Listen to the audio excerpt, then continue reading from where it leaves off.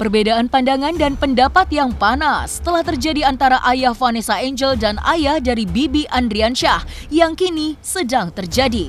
Hal ini diungkapkan oleh ayah dari Vanessa Angel yang mana menceritakan bagaimana pada hari kedua meninggalnya Vanessa Angel dan Bibi Andriansyah. Dalam pengakuannya, ayah Vanessa Angel mengatakan jika dirinya merasa apa yang diungkapkan oleh ayah dari Bibi Andriansyah tentang hak waris dan hak asuh Gala di waktu hari kedua Vanessa dan Bibi Andriansyah meninggal dunia sangatlah tidak etis dan tidak elok karena ayah Vanessa merasa masih sangat berduka ketika saat itu sudah membicarakan hak asuh dan hak waris. Jadi saya akan meluruskan jalan cerita bagaimana akhirnya ini menjadi kegaduhan, menjadi ramai di media sosial, baik media sosial maupun di TV-TV yang menyatakan mengenai hak asuh anak, terus mengenai hak waris juga ini kan harus dijelaskan dan diluruskan. Nah, jadi sebenarnya di hari pertama, kedua, dan ketiga Vanessa dan Bibi meninggal itu kan di sana mengadakan tahlilan. Ya, tahlilan itu selama 3 hari. Nah, di hari kedua itu Pak Faisal mulai membicarakan ke saya hal-hal yang sebenarnya tidak elok. Ya, kalau saya bicara kata-kata tidak elok karena saya masih dalam suasana berkabung dan masih dalam suasana kehilangan putri saya. Tapi pada saat itu Pak Faisal sudah mengajukan hal-hal yang saya sendiri sebenarnya belum ingin membicarakannya. Salah satunya adalah hak asuh anak dan hak waris. Itu yang dibicarakan pada saat itu. Itu yang dimulai oleh Pak Faisal. Nah, hak yang pertama yang dibicarakan adalah hak asuh anak pada saat itu. Memang pada saat itu saya, Dedi, kondisinya belum stabil dalam artian menjawab setiap pertanyaan apapun karena kondisinya kan saya kan masih berduka, belum fokus. Jadi Pak Faisal pada saat itu bertanya gimana kalau hak asuh nanti saya yang urus di pengadilan. Nah, memang saya waktu itu menjawab iya, silakan aja kalau mau urus. Tapi karena saya memang bukan berlatar belakang yang tidak mengerti hukum, saya menyatakan iya aja memang pada saat itu. Benar, iya. Tapi ianya saya, inginnya saya pada saat nanti diurus itu kita bersama. Nanti diurus itu kita bersama. Ya. Oke, ulang lagi. Jadi pada saat itu Pak Faisal menyatakan ingin mengurus hak asuh anak. Bicara ke saya. Saya bilang saya mengiyakan hak asuh anak, silakan kalau mau diurus. Tapi di sini ada miscommunication ya. Jadi Pak Faisal mungkin mengira saya mengiyakan. Iyanya saya itu maksudnya adalah kita ke pengadilan bersama dan kita akan urus bersama. Itu yang saya ingin, bukan hanya secara verbal dia bicara ke saya karena ini kan saya sudah tahu ini sudah menyangkut masalah hukum. Karena kalau misalnya hak asuh anak itu diurus oleh Pak Faisal, ya monggo aja. Maunya saya nanti hasilnya hak asuh itu bersama. Saya pernah bilang kan beberapa kali ada wartawan kalau misalnya coba deh di rewind. Saya pernah bilang kan hak asuh bersama, ya kan pernah saya bilang. Tapi memang saya tidak detail karena Dedi nggak mengerti proses hukumnya. Ya, pada saat itu Dedi juga belum konsultasi dengan Bang Milano karena sekali lagi kondisinya tidak memungkinkan untuk berbicara masalah hak anak dan masalah hak waris. Itu di hari kedua loh, hari kedua. Terus di hari ketiga kalau nggak salah ya, pokoknya masih dalam suasana berkabung. Pak Faisal mengucapkan lagi masalah hak waris tadi hak asuh anak saya katakan iya. Berikutnya Pak Faisal mengajukan lagi pertanyaan ke saya, Pak Dodi, ini gimana barang-barang di sini, barang-barang Vanessa ini kan rumah sudah tinggal 4 bulan lagi. Sementara barang-barang ini banyak sekali di sini. Gimana kalau kita lelang dan kita jual? Bayangkan, di hari ketiga Pak Faisal sudah menyatakan itu ke saya. Dan saya pikiran saya masih kalut, masih belum konsentrasi dan belum fokus ke situ. Pak Faisal sudah menyatakan itu. Kita jual dan kita lelang dan kita jual. Itu yang dibicarakan oleh Pak Faisal. Ya, pada saat itu, ya, pada saat itu jawaban saya ngambang gitu. Kok bisa-bisanya Pak Faisal di hari ketiga kita masih berkabung sudah membicarakan hal-hal yang tidak elok untuk dibicarakan gitu. Kita masih berkabung. Sementara Pak Faisal sudah menyatakan ke saya hak asuh anak akan diurus, hak waris juga akan diurus sama Pak Faisal. Nah, jadi seperti itu kejadian awalnya tuh ya. Ada dua tuh harus digarisbawahi. Pak Faisal ingin melelang dan menjual barang-barang yang ada di rumah itu. Alasannya 4 bulan lagi rumah itu kan rumah mengontrak. Itu akan habis di bulan Maret. Jadi dia bingung katanya mau taruh di mana. Di situ saya dalam hati sudah ada keinginan untuk membuat satu museum kecil buat Vanessa. Tapi saya belum terucap. Sekali lagi, saya memang kondisinya lagi masih berkabung, nggak mungkin saya bicara banyak ke Pak Faisal. Jadi saya menjawabnya hanya sekedar, ya saya menjawab aja biar sudahlah gitu, nggak usah membicarakan hal yang seperti itu. Nanti saja gitu, maksud saya seperti itu, ya. Nah, jadi setelah di hari kedua dan ketiga itu sudah dibicarakan Pak Faisal ke saya, mungkin Pak Faisal nangkepnya saya iya, ya, iya gitu, iya dalam artian hak asuh anak diurus oleh Pak Faisal, hak waris diurus oleh Pak Faisal semua. Nah, saya nggak mau ngurus apa-apa karena saya pikir saya masih dalam berkabung, belum waktunya. Selain merasa tidak elok, ayah Vanessa pun mengatakan jika dirinya merasa risih dengan ayah Bibi Andriansyah yang pada hari ke-7 sudah meminta data-data kependudukan yang dimiliki oleh ayah Vanessa untuk dibawa ke pengadilan sebagai syarat untuk administrasi asuransi pengajuan hak asuh Gala. Ayah Vanessa pun mengkisahkan jika memang dirinya pergi bersama dengan ayah Bibi ke Pengadilan Negeri Jakarta Barat. Pada saat ayah Vanessa sudah tiba di Pengadilan Negeri Jakarta Barat, dirinya diajukan draft oleh ayah Bibi terkait pengajuan hak asuh Gala hingga kemudian ditandatanganinya. Namun ketika tiba di rumah dan membaca poin demi poin draft yang telah ditandatangani oleh ayah Vanessa, alangkah terkejutnya. Nama dirinya tidak ada di dalam draft pengajuan hak asuh Gala dan hanya ada nama ayah Bibi dalam draft tersebut. Setelah di hari ke-7, 7 hari itu, di hari Senin, Pak Faisal itu mau datang ke pengadilan. Pada saat itu, jadi semua dia minta sama saya di hari apa ya, kalau nggak salah di hari Sabtu atau Minggu, itu yang dia minta ke saya, ya, data-datanya tuh minta ke saya itu surat nikah saya dengan almarhum mamanya Vanessa, ada saya, surat kematian dari mamanya Vanessa, saya juga ada. Minta lagi surat, kalau nggak salah surat kematian kakak yang dulu saya Vanessa sama mamahnya, ya itu semua dia yang minta semua ke saya.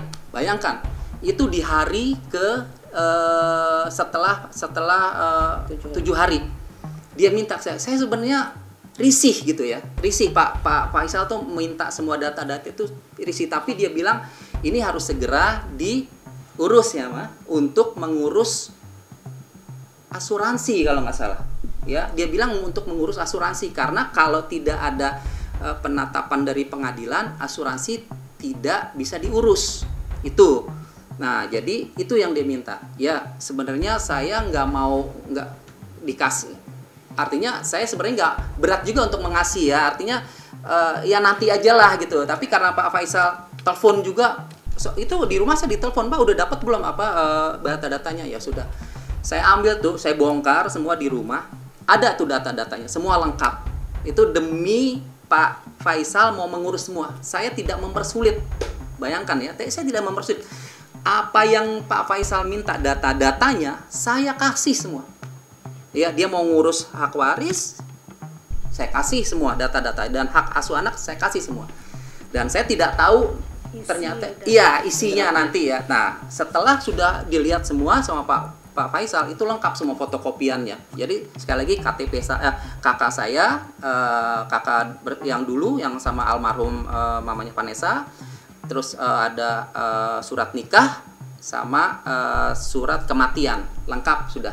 Nah, hari Seninnya Pak Faisal datanglah ke pengadilan.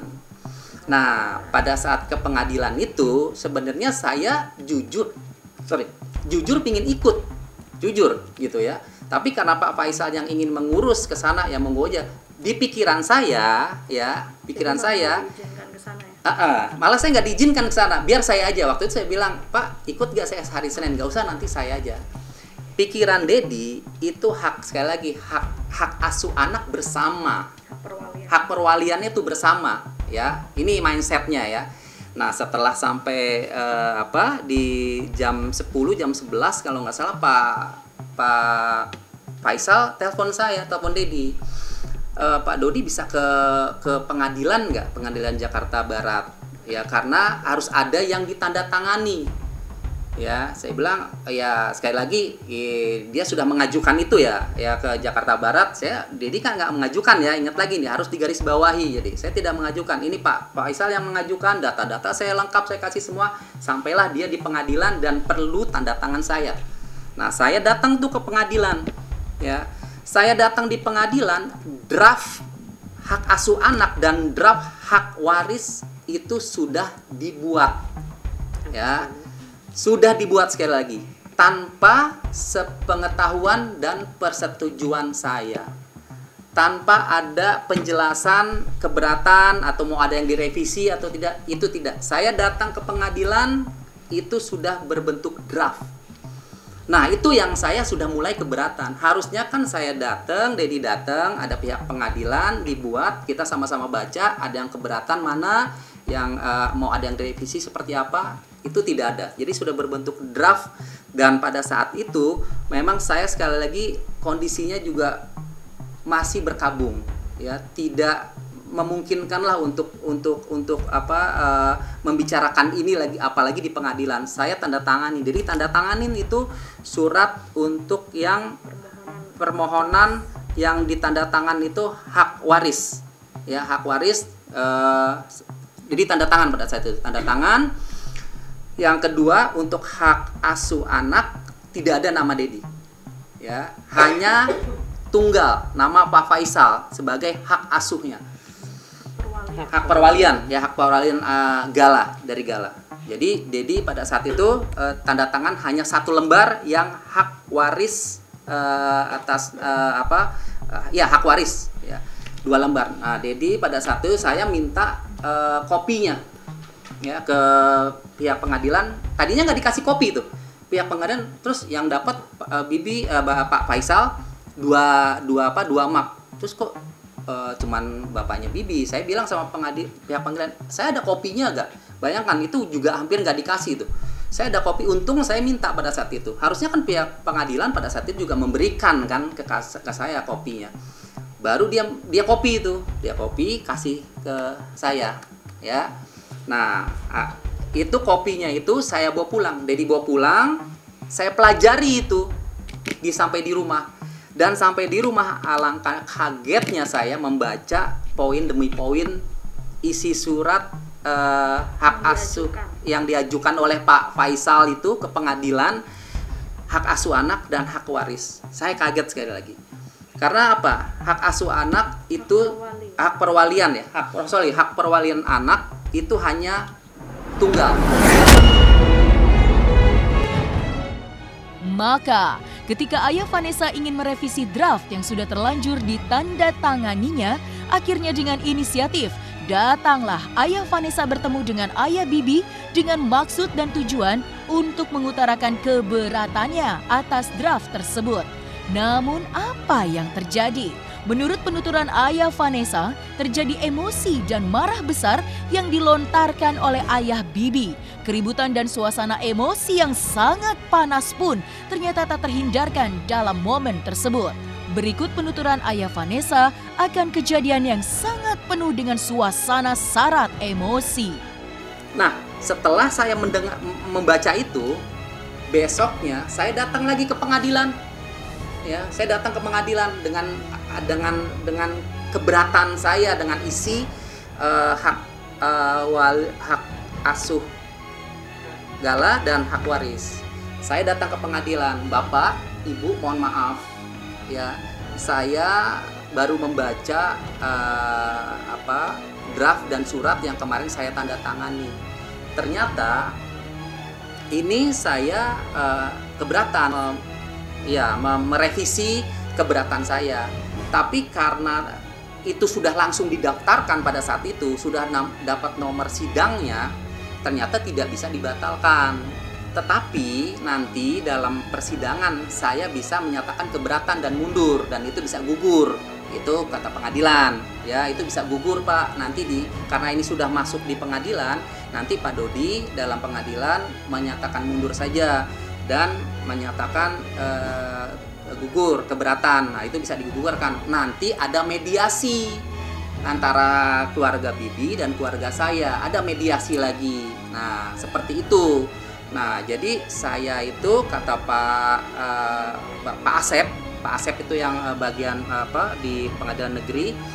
Saya tanya, Pak, pengadilan agama, saya bilang ke Pak Asep, Pak, saya bagaimana ini dengan surat ini? Kalau misalnya Pak Dodi memang bersedia juga mengasuh dan merawat Gala dengan pengajuan yang sama seperti Pak Faisal di Pengadilan Agama Jakarta Barat, Pak Dodi juga melakukannya juga dengan hal yang sama karena domisili Pak Dodi di mana? Saya bilang Jakarta Pusat.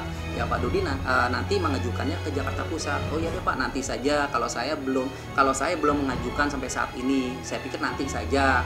Saya hanya menanyakan saja. Ya udah, nggak apa-apa kalau memang ini Pak Faisal. Ya, saya masih mau komunikasikan dengan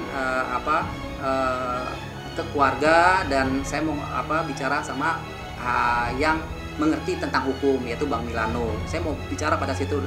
Nah, waktu saya bilang untuk pengajuan di Jakarta Pusat itu, Pak Asep bilang itu kapan aja, nggak harus sekarang. Saya bilang apakah harus sekarang, berbarengan, kapan aja itu bisa. Itu terserah Pak Dodi, kesiapan Pak Dodi aja pada saat itu. Ya sudah, saya tidak mengajukan sampai sekarang, saya tidak mengajukan apa-apa. Saya menunggu aja kalau memang Pak Faisal dan keluarga ingin mengajukan hak asuh Gala dan hak waris, ya ini sekarang sedang berjalan. Nah, jadi saya jangan diputar balikan ini di media kan seolah-olah saya nih yang ini. Ya, kita lihat siapa yang ngotot duluan ingin mengurus ini, kan dari pihak sana, bukan saya, ya. Nah, setelah dari pengadilan, saya datang ke rumah Pak Faisal. Iya, ke rumah Vanessa. Ya, ke rumah Vanessa di Ralat ya. Saya datang ke rumah Vanessa karena ingin menengok Gala sekalian. Menengok Gala dan ingin memberikan konfirmasi tentang isi memusyawarahkan ini. Saya artinya ingin bicara secara kekeluargaan ke Pak Faisal. Setelah dari Pengadilan Agama Jakarta Barat, saya datang ke rumah Vanessa.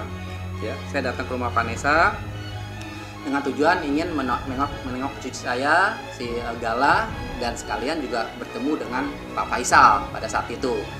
Nah, setelah di rumah Pak Faisal, setelah udah kita sama Gala juga udah ketemu, mamanya sudah gendong segala macam, saya juga sudah bertemu Gala, masuklah ke poinnya.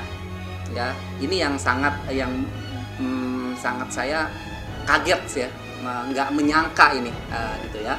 Nah, saya bilang, Pak, ini tujuan kita ke situ. Tujuan saya ke sana ingin musyawarah gitu kan. Ini nggak ingin seperti jadi marah-marah gitu ya. Nah, setelah saya bicara ke Pak Faisal, Pak, tadi saya ke pengadilan. Ternyata setelah saya lihat surat yang Pak Faisal buat itu, saya ada keberatan.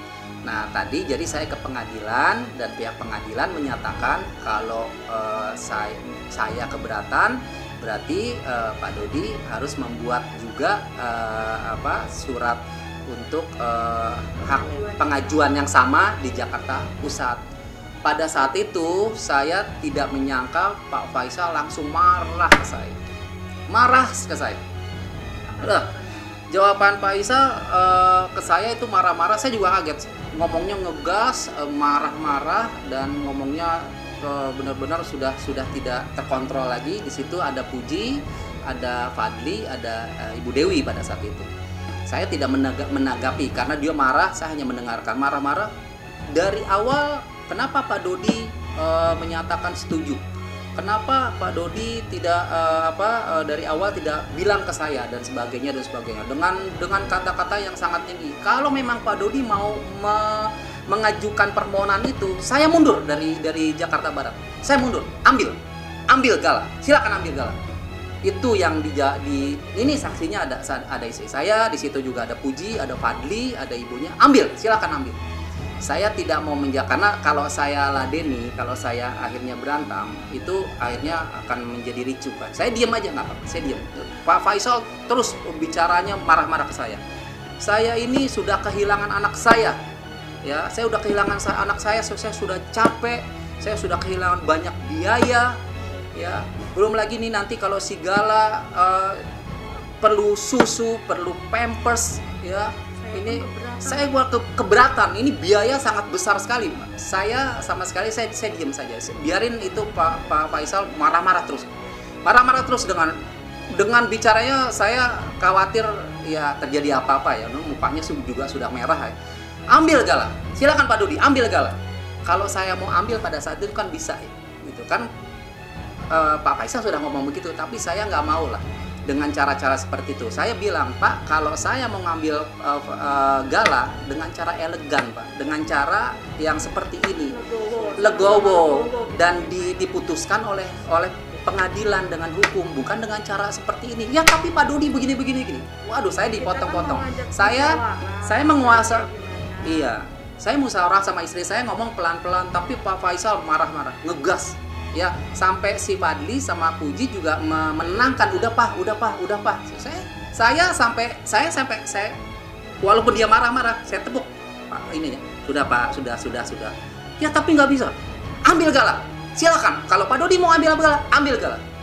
Itu hampir 3 kali dia sebut seperti itu, sampai Bu Dewi ngomong ke Puput, emang Bu Puput bisa ngerawat si Gala? Sampai seperti itu. Emang Ibu Puput bisa ngerawat Gala? Kan Bu Puput sama Pak Dodi kerja. Seperti itu dia bilang. Saya 12 tahun single parent. Ya, setelah mamahnya Vanessa meninggal, ya, meninggal waktu itu, saat itu melahirkan. Saya bisa merawat Mayang dengan baik. 12 tahun saya single parent dan bisa merawat Vanessa dan Mayang dengan baik. Jadi mohon Bu Dewi jangan bicara seperti itu. Ini masalah Gala itu sudah pasti prioritas utama bagi kami. Jadi nggak bisa seperti itu. Jadi waktu itu ditantang ya, Ma. Emang Puput bisa merawat? Ya bisa banget. Saya seorang ibu. Ini juga. Kan seorang ibu, kan lucu. Banyak. Jadi kita diserang pada saat itu, tapi dan kita kalem. Sekali lagi yang bikin kita sangat memang kok nggak etis banget kok Pak Faisal. Saya itu di luar dugaan. Di luar dugaan saya. Saya baru tahu melihat itu Pak, berhitung marah secara banget. nominal. Biaya Gala itu nanti besar sekian. Waduh, itu udah ngeri. Berhitung. Saya udah ngeri gitu. Sebagai orang tua tuh, aduh kok seperti itu. Dari situlah, setelah pulang dari situ, oke lah, saya akhiri. Udahlah, Dad, kita akhiri saja. Berarti ini belum saatnya untuk mungkin kita butuh jeda waktu 2-3 hari. Kita bilangnya ke saya musyawarahkan kembali. Ya. Sebab Pak Haji sama Bu Haji itu kondisinya sedang sedang marah, sedang emosi, dua-duanya emosi, menanggapi emosional. Benar-benar. Fadli dan Puji pun mengiyakan, iya Pak, jangan seperti itu. Jangan seperti itu. Ditenangin.